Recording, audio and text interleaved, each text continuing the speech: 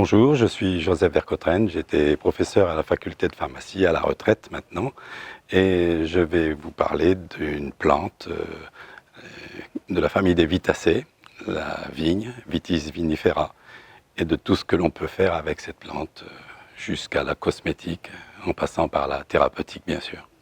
Merci tout d'abord à toi Pierre et à Philippe pour m'avoir incité à venir vous faire une présentation éclectique, et parce que ça va bien sûr trancher un petit peu avec les questions dont on a pu entendre parler jusqu'ici.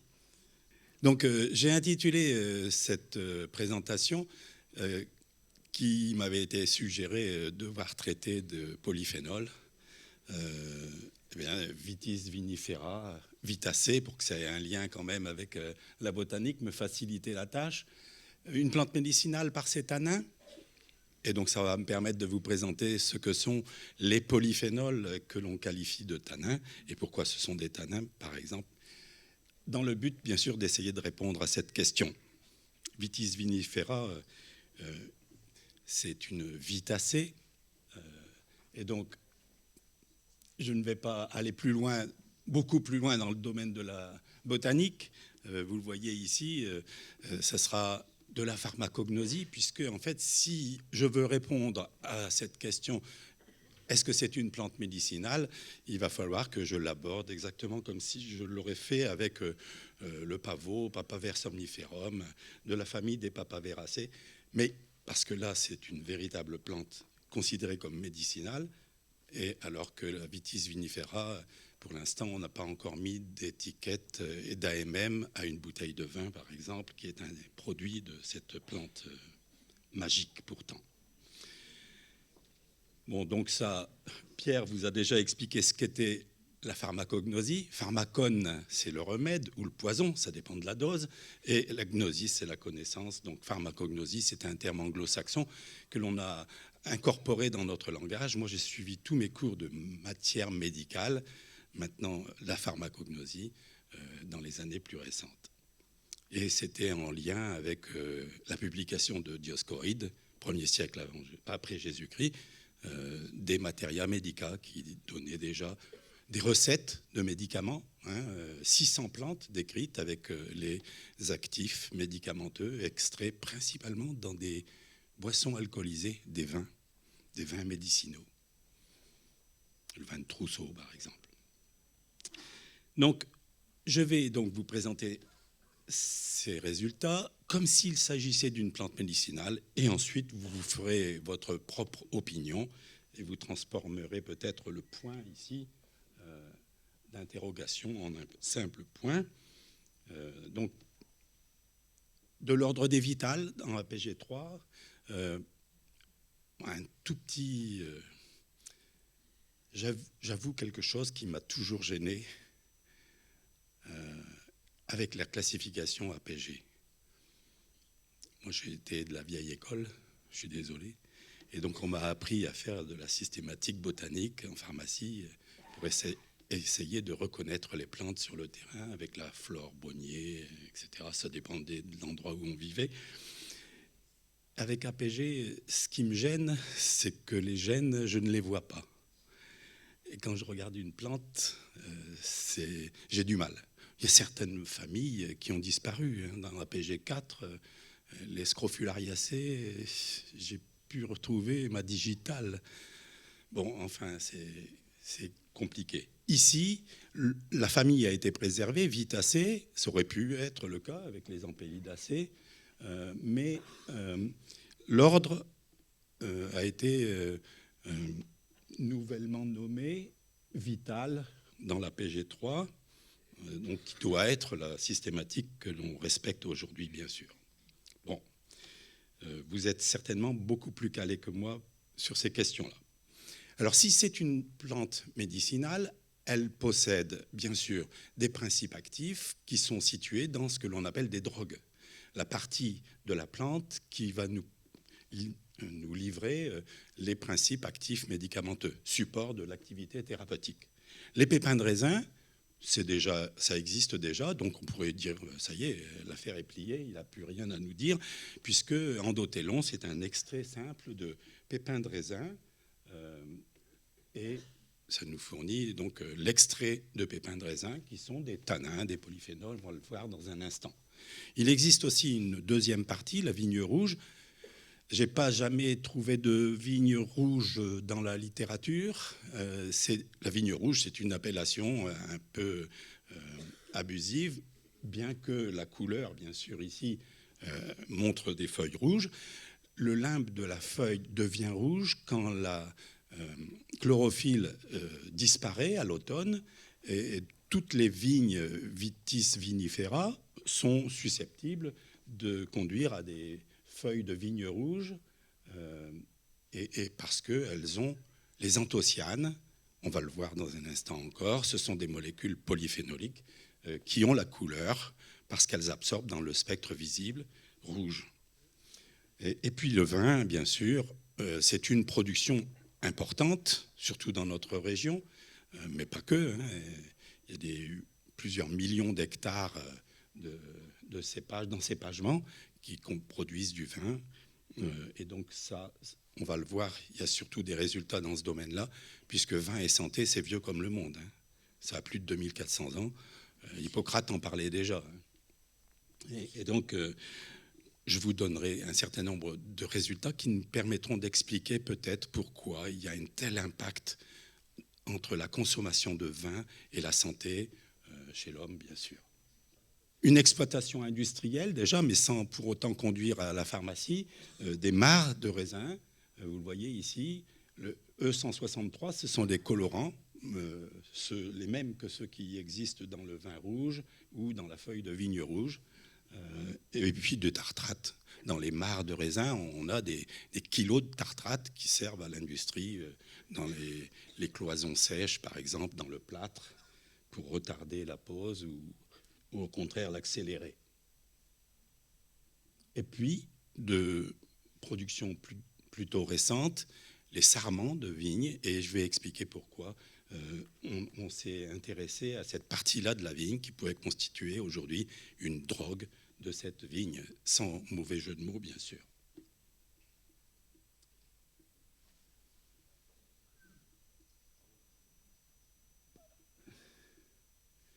Alors, polyphénol. Rassurez-vous, je ne vais pas vous faire d'interrogation à la sortie. Ça vient de phène. Le noyau phénique, vous le voyez ici en bleu, c'est le noyau aromatique, benzénique. Lorsque vous lui greffez une fonction hydroxyle, un alcool, caractérisant un alcool, eh bien, vous fabriquez un phénol.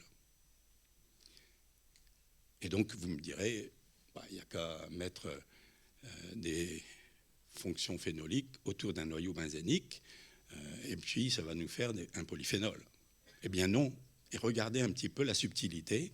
Vous connaissez tous le spasfon, un spasmolytique qui vous permet de résoudre des douleurs liées à une contraction intense. Eh bien, le fluoroglucinol, c'est un spasmolytique, donc un antalgique spasmolytique. On ne sait pas trop bien comment ça agit, mais on peut vous en mettre jusqu'à 600, 800 mg par injection, par exemple. Et là, vous avez un relâchement de la douleur spastique assez considérable. Alors que le benzène, c'est interdit maintenant en milieu industriel. Vous n'avez pas le droit d'utiliser le benzène. La moindre trace, la moindre vapeur, c'est déjà au-dessus des limites acceptable. Si vous voulez extraire exclusivement avec du benzène en milieu industriel, vous devez avoir une autorisation du Premier ministre. Et donc ça ne se fait pas n'importe comment, parce qu'il y a une toxicité considérable. Le foie ne sait pas métaboliser le benzène autrement qu'en l'hydroxylant. Il fait donc le monophénol. Et les autres orthohydroxylases vont faire le dihydroxybenzène, le trihydroxybenzène, pour terminer sur cet hexahydroxybenzène. C'est un phénol, polyalcool, plusieurs fonctions alcooliques, mais c'est un monophénol et qui va avoir une toxicité considérable, une destruction complète du tissu hépatique et la personne disparaît à la première respiration. Hein. Le frère d'une... On s'est mis à première chromato, à Reims, Papa Lemaine, mon professeur de matière médicale, me disait, tu vas extraire cette plante avec du benzène, de benzène avec de l'éther avec du méthanol. Et à la fin, 90 litres de benzène étaient passés sur la colonne. Bon, on avait continué notre travail comme ça. Une des étudiantes de 5e année de pharmacie à l'époque vient et son frère rentre à l'école de chimie la même année. Premier TP, il respire du benzène. 1 mois après, il était disparu. Aplasie médulaire et destruction hépatique. Il était mort. Ça veut dire que ça a une toxicité considérable et hors de question d'aller utiliser le benzène ou le monophénol. C'est d'ailleurs une substance de conservation des organes par empêchement, par toxicité de contact. Dans les pépins de raisin, nous avons d'autres polyphénols qui n'ont pas du tout la même toxicité, d'ailleurs que non plus le fluoroglucinol. Vous le voyez, vous retrouvez ce noyau aromatique avec plusieurs fonctions hydroxyles en vert ici, mais aussi en bleu, parce qu'en fait, les OPC de pépins de raisin, qui constituent en fait les principes actifs de l'endothelon, eh bien, ont une double origine biologique, et on le verra dans un instant. Ici, il s'agit des cinnamates, l'acide chichimique, et ici, des polyacétates. Ces composés-là, vous le voyez, ils vont dans les mares et les vins et les feuilles de vigne rouge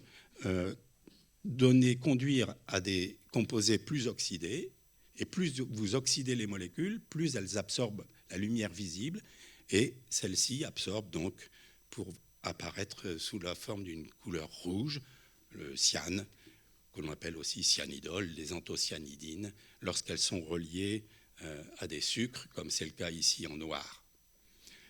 Vous voyez, ces molécules-là sont des pro-anthocyanidol, d'où le nom de OPC, oligomère procyanidolique, parce qu'elles ont tous les motifs de ce cycle-là en rose lorsque celui-ci s'oxyde.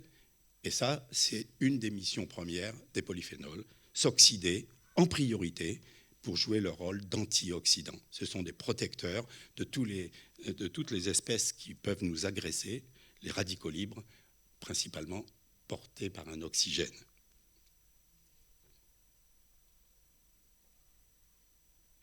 Et puis, si la monographie me laisse le temps d'aller jusqu'au bout des propriétés biologiques et physiologiques, physico-chimiques d'abord et pharmacologiques ensuite, et éventuellement les usages thérapeutiques potentiels, voire cosmétiques, qui peuvent être des applications.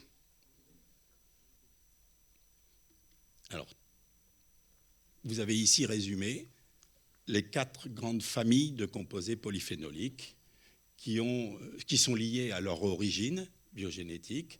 Comment, d'abord, une chose essentielle, aucune cellule animale n'est capable de synthétiser un composé aromatique. Il y a des exceptions, bien sûr. On fabrique, à partir du cholestérol, on fabrique les hormones stéroïdiennes. Certaines d'entre elles ont un noyau aromatique, mais il n'est pas fabriqué par aromagénèse, comme le font les plantes. 2 voies d'aromagénèse chez les plantes. Pardon, il faut que je retourne en arrière.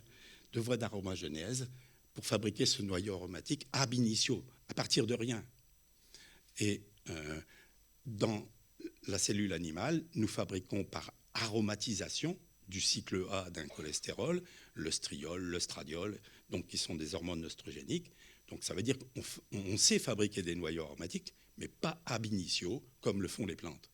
Si bien que beaucoup de substances qui ont un noyau aromatique, quasiment toutes les substances qui ont un noyau aromatique, peuvent devenir essentielles. Tous les aminoacides qui ont un noyau aromatique, phénylalanine, tyrosine, tryptophane, sont d'origine végétale. Et donc, vous êtes obligé de vous nourrir de ces protéines végétales qui renferment de tels aminoacides. Ils sont essentiels. Il y a aussi d'autres composés, comme des vitamines. La vitamine E, les tocophérols, les tocotriénols, sont des substances aromatiques exclusivement d'origine végétale. Et donc, c'est le cas aussi, bien sûr, de tous les polyphénols, les oligomères procyanidoliques de la vigne, avec ici les cinnamates. Ça, on les retrouvera dans les feuilles, avec ici les flavonoïdes au sens large. Dedans, il y a les flavanols, quand ça c'est réduit en alcool, et les dérivés catéchiques qui vont s'oligomériser pour faire les tannins condensés. Les pimères en 3, les picatéchines, les dimères, les trimères. Donc ça, vous voyez, ce sont des composés qui se condensent par oxydation et puis qui peuvent s'oxyder encore plus pour former les anthocyanosides. Intermédiairement, il y a les chalcones. Vous voyez, il n'y a pas encore la fermeture de ce cycle ici. Et ça conduit à des composés jaunes, comme le sont d'ailleurs les flavonoïdes au sens strict, ceux qui conservent la double liaison et le carbonyle ici, qui apparaissent. Flavus, ça veut dire jaune en latin. Hein, et donc, ça donne la couleur au vin blanc, la couleur jaune, parce qu'il y en a dans les vins blancs. Et puis, dans les sarments, nous avons trouvé que la vigne était capable de fabriquer principalement des stilbénoïdes et non plus des flavonoïdes. Ces stilbénoïdes, l'élément unitaire, la brique élémentaire de ces oligomères de resveratrol, eh bien c'est le resveratrol, donc, et qui a des propriétés absolument inimaginables et qui expliquent beaucoup de choses. Alors c'est compliqué ce schéma, mais c'est juste pour vous faire comprendre l'importance qu'il y a chez la vigne, lorsque l'on veut préparer du vin, eh bien, à considérer que l'on fait un éraflage ou pas. Vous voyez ici, à partir des racines, ça c'est un cep de vigne, eh bien, on est capable de faire des polyacétates, c'est les précurseurs du fameux fluoroglucinol, et des cinnamates. Et donc, il y a les couleurs qui respectent ça. Dans les feuilles, on va avoir dans la sève élaborée la fabrication de ces précurseurs jusqu'à cet intermédiaire qui est commun aux deux séries des stilbénoïdes et des flavonoïdes, qui sont fabriqués essentiellement, les flavonoïdes, dans la grappe, les pépins, et les stilbénoïdes dans le bois. En fonction des propriétés des stilbénoïdes et des flavonoïdes, vous le voyez, ils seront dans les pépins de raisin, ces flavonoïdes, ils vont donner des colorations brunes en s'oxydant, en réalisant leur métier d'antioxydant majeur.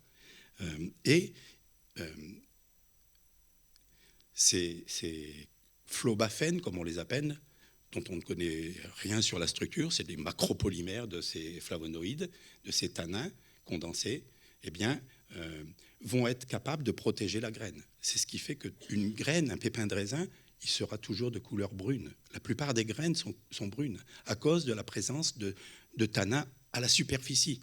Pour extraire un pépin de raisin, produire l'extrait pour faire l'endothelon, on ne broie pas la drogue végétale. Le pépin reste intact, intègre. Les polyphénols ne sont pas situés à l'intérieur de la graine où il y a de l'huile.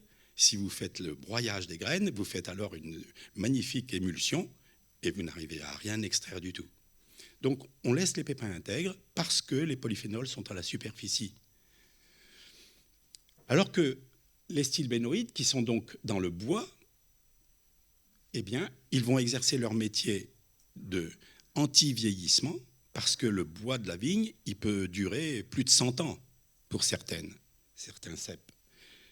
Et donc, vous avez ici une vigne qui est capable de fabriquer des polyphénols, tanins condensés, flavonoïdes, en quantité importante, environ 1,5%, c'est-à-dire 15 grammes par kilo de pépins, par exemple, dans leurs fruits, pour protéger la graine, la semence. Sur le court terme, chaque année, elle reproduira d'autres graines. Et des stilbénoïdes pour protéger le cep soumis aux agressions pendant des décennies avec des stilbénoïdes qui sont renfermés donc, dans ce bois. En année humide, et j'ai travaillé 15 ans à Bordeaux, ils ne supportaient pas ça, ça donne des goûts herbacés.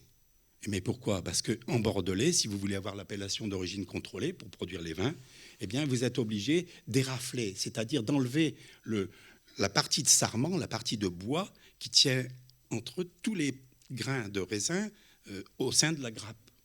Et donc, lorsque vous vinifiez, après avoir récolté des grappes qui sont pourries, c'est plus la pourriture noble du Sauternay. Cette fois-ci, c'est le même botrytis, mais c'est de la pourriture grise, parce qu'elle peut couvrir complètement la grappe. Et ça, c'est un signe de mauvaise qualité, parce que lorsque vous allez presser ces raisins pourris, eh bien, vous allez entraîner avec la partie de la rafle que vous n'avez pas su retirer. Tout est pourri et ça passe avec. Et donc vous extrayez des mous par fermentation, les polyphénols n'étant pas solubles dans l'eau seule. Le jus d'un grain de raisin noir, y compris, il est clair. Il n'y a pas de couleur. On utilise pour faire le vin uniquement les variétés de vigne, Vitis vinifera, pas Lampedusa, qui, elles, produisent des vins colorés et qui servent à produire les jus de raisin, qui sont naturellement colorés, dans lesquels les anthocyanes sont solubles. Ici, les polyphénols ne sont pas solubles dans le jus. Il faut obligatoirement qu'il y ait un contact entre le jus en fermentation, production d'éthanol, d'alcool, avec l'eau, pour extraire les polyphénols et les colorants, les anthocyanes. Et donc, vous avez un vin rouge après un élevage au contact des mous pendant une quinzaine de jours, 42 jours chez les grands vins de Bordeaux. Donc, c'est quelque chose d'important. Vous enrichissez en couleur, bien sûr, et en polyphénol, en oligomère procyanidolique, comme en anthocyanoside. Et donc, lorsque vous avez une mauvaise qualité, vous allez augmenter la teneur en bois qui fait partie de la fermentation et desquels seront extraits donc, des stilbonoïdes en quantité plus importante. Ça, ce sont des tanins herbacés qui donnent un goût inimitable au vin de ces années-là. Et donc, les polyphénols, vous le voyez, vont varier en fonction de la teneur en ces différentes catégories, grandes familles. Dans les vins blancs, jusqu'à 350 mg, et dans les vins rouges, eh bien, j'ai appuyé peut-être une fois de trop, 10 fois plus, 3,5 g, mais là, on extrait les pellicules ainsi que les pépins. Et vous le voyez, donc ils sont colorés parce qu'il y a le fameux noyau anthocyanique qui est arrivé, flavilium, comme on appelle aussi. Vous voyez, les vins blancs, ils n'ont que des composés qui peuvent être colorés en jaune. Et ce sont potentiellement les plus riches en resveratrol, mais ce sont vraiment de très petites quantités, sauf les années où il y a, bien sûr, la pourriture de la grappe et où on extrait davantage de bois.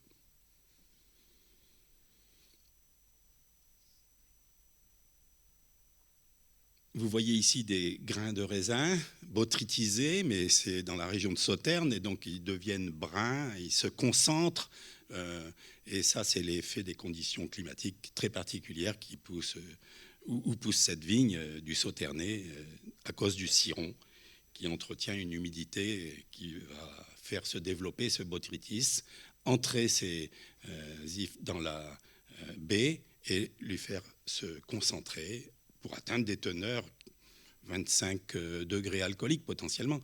Sauf que les bactéries qui vont fermenter ça, eh bien, elles vont se détruire à partir de 15 degrés et demi d'alcool. Elles ont produit l'élément qui va les détruire. Et ce qui fait qu'il va rester du sucre et produire ainsi des vins liquoreux. Donc, exclusivement d'origine végétale, ça je l'ai déjà dit. Pour certaines personnes, il s'agit de phytoalexines, c'est-à-dire de substances déclenchées en synthèse par la plante pour se protéger. Une réaction à l'invasion, par exemple, ici, de ce fameux botrytis, la pourriture noble, dans ce cas-là.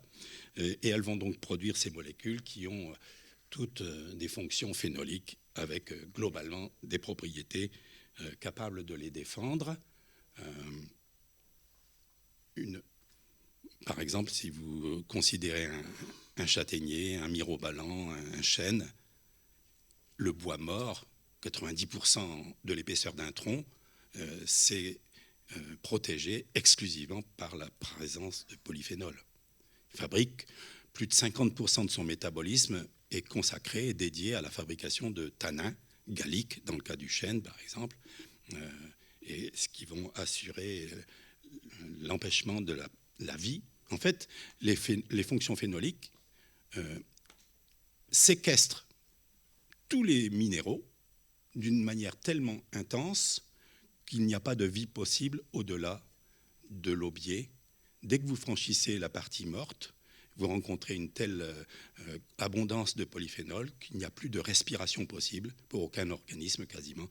Et donc, vous vous protégez ainsi en dehors de quelques champignons qui sont capables d'aller détruire les polyphénols, les consommer. Tout ça, c'est assez compliqué, c'est un fou, ce prof de pharmacognosie qui vous parle là. Regardez un petit peu, il vous montre des formules. Bon, c'est très simple en fait. Tout vient du, excusez-moi, tout vient du fait qu'on ait un noyau aromatique avec cette fonction phénolique. Ça, c'est ce qui caractérise tout polyphénol. Si vous avez apporté ici une espèce oxygénée réactive, parlons du radical hydroxyle par exemple, la plus délétère de toutes les espèces oxygénées réactives, radical hydroxyle, c'est OH point, un électron célibataire. Eh bien, il est capable d'oxyder n'importe quelle molécule, y compris des acides gras saturés, même s'ils sont pas très, ils sont réluctants à l'oxydation. 10-9 secondes, la demi-vie de ce radical hydroxyle, 1 milliardième de seconde. Si vous produisez 1 tonne de radical hydroxyle, 7 milliardièmes de seconde plus tard, il n'y a plus rien. Enfin, il n'y a plus rien. Vous avez fabriqué 1 tonne de radicaux libres sur toutes les molécules alentour. Ça réagit tellement vite à l'endroit où c'est produit, ça ne migre pas, c'est pas polaire, c'est comme un gaz, et donc ça oxyde toute la matière organique qui est dans l'environnement immédiat. Les polyphénols, s'ils rencontrent ça, vous avez par exemple une vitamine E avec son phénol, eh bien dès qu'elle voit ça, mais elle réagit moins vite, 10-7 secondes, donc on perd un facteur 100 à la faveur du radical hydroxyle par exemple. Eh bien, c'est parce qu'il y a une énergie de coupure de cette liaison-là de manière radicalaire. Un électron va sur l'hydrogène, un autre électron va sur l'oxygène, et on fabrique ainsi un radical aryloxy qui va se mésomériser, donc faire une hyperconjugaison qui va le désactiver complètement. Il perd de sa réactivité, alors que de l'autre côté, eh bien, on a réduit le radical hydroxyle avec un hydrogène radicalaire, ce qui fait de l'eau, et ce qui fait donc bien sûr une détoxification totale de ce radical hydroxyle et de n'importe quelle espèce radicalaire. Ouah. Oxydation trop rapide, vous ne pouvez pas les utiliser telles quelles. C'est peut-être ce qui a été préjudiciable à l'usage. Vous avez vu ici, j'avais fait un extrait de polyphénol et ça s'est oxydé pour devenir tout rouge. Donc c'est quasiment inutilisable. Vous le voyez ici, des acides gras saturés, des stéarates, c'est le Sindou. Si vous avez le glycérol ici qui est estérifié par 3 acides stéariques, la glycérine, la stéarine, pardon. Alors que ici vous avez des protons sur un acide gras insaturé, l'acide arachidonique dans ce cas-là. On va parler tout à l'heure de l'acide oléique. Alors c'est pas la même configuration, mais c'est pas loin. Il y a des protons qui sont activés par rapport à l'oxydation, 1000 fois plus réactifs que cela, tout cela, alors que le phénol, 1000 fois plus encore que les acides insaturés. On a donc ici un polyphénol qui est capable de protéger 100 millions de fonctions hydrogénées sur une chaîne carbonée d'un acide gras saturé. Bon, toutes les maladies ont un corollaire avec, à partir de l'oxydation, qu'elles soient diabétiques, enfin métaboliques, les maladies neurodégénératives, bien sûr, Parkinson, avec la dopamine, qui est un phénol, un orthodiphényl, les maladies d'Alzheimer, maladie de Stargardt, je n'aurai pas le temps de vous en parler, mais c'est une dégénérescence maculaire, non pas liée à l'âge, mais juvénile, qui peut donc rendre aveugle à 100% une personne de 25 ans, 22, 23, 24 ans. Toutes les maladies inflammatoires, bien sûr, et cancéreuses. Une cellule cancéreuse consomme 5 fois plus qu'une cellule normale d'oxygène, et donc elle est soumise à beaucoup plus de stress oxydant radicalaire. Et le vieillissement, alors c'est quand ce n'est pas une pathologie, mais le vieillissement, je vous assure, c'est en accéléré, mais on n'a pas le temps de se voir, mais c'est un peu ce qui se passe. Bon, alors, je vais aller à l'essentiel. Bon, vous voyez cette courbe? Ah mince. Elle est due à Serge Renaud. C'est le pape du French Paradox. Et ça, c'est ce que l'on appelle le French Paradox. Il a mis en évidence que par rapport à celui qui s'abstient, qui ne consomme aucun alcool sous forme de vin, eh bien, zéro, il a un risque à 100%. Et par rapport à cet abstinent, eh bien, celui qui consomme 2 à 3 verres par jour, il a un risque relatif par rapport aux maladies cardiovasculaires. Non, mais ça, c'est pas des blagues, c'est des résultats qui ont été publiés. Et bon, le problème, c'est que c'est une courbe en J, comme on dit. Hein. Tout le monde est d'accord pour s'entendre, c'est une courbe en J. Et on ne comprend pas bien pourquoi. Qu'est-ce que ça veut dire? Et il y a beaucoup de détracteurs, bien sûr. Et ça a été confirmé avec moins de verres, 1 à 2 verres contre le cancer, toutes causes de mort confondues. Contre la maladie d'Alzheimer, Orgogozo, sur l'enquête de la cohorte PACUID, a découvert que finalement, boire du vin en Gironde et en Dordogne, c'était protecteur de la maladie neurodégénérative. Enfin, il a quand même dit à la fin que se mettre à boire du vin, allez. Bon, d'abord, c'est 85% d'eau pure, hein, le vin.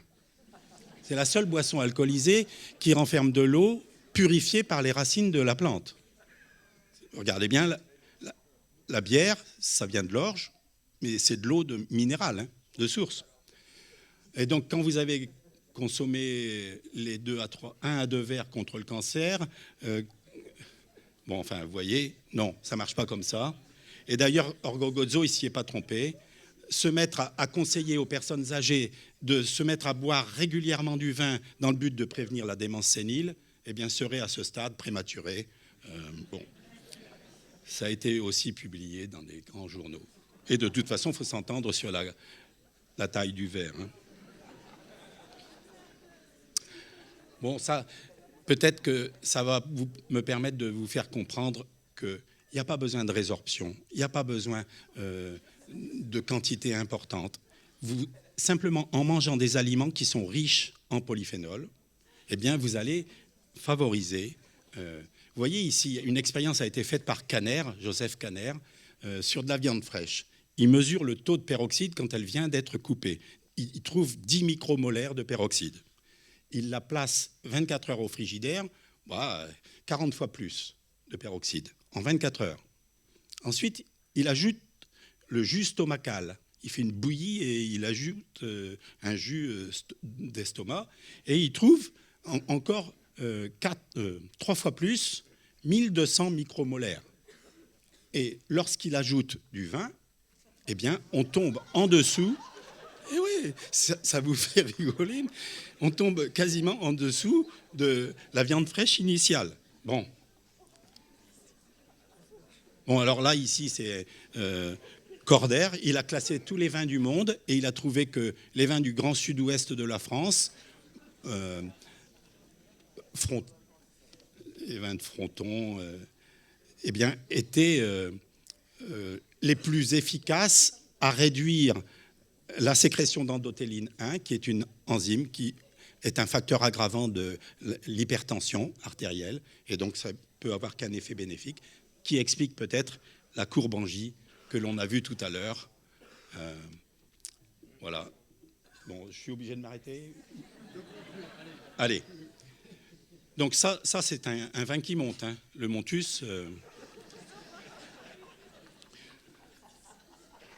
Ouais, ça c'est trop compliqué. Contre le cancer, hormonodépendant, ça c'est des molécules extraites du vin. Eh bien, elles ont démontré une efficacité plus grande sur les récepteurs aux androgènes qui stimule la prolifération des cellules cancéreuses quand il est hormonodépendant, mais aussi bien hormono-indépendant, et notamment c'est composé avec des acides gras oléiques, dans le cas ici présent, qui sont alors actifs sur des récepteurs, je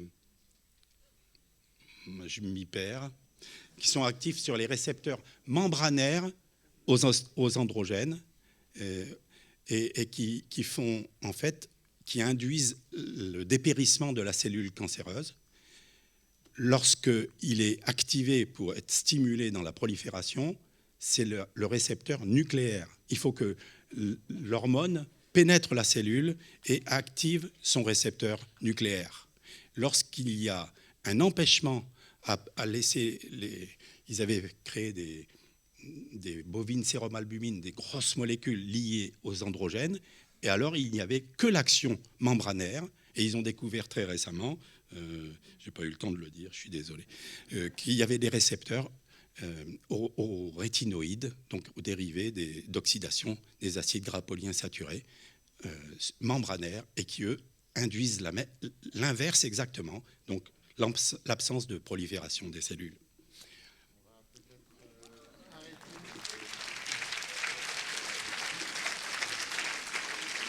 Merci. Désolé. Merci beaucoup, Joseph. C'était passionnant et passionné. Et puis, on est bien français. Hein. Dès qu'on nous dit que le vin est bon pour la santé, tout le monde est jovial. Hein. C'est formidable.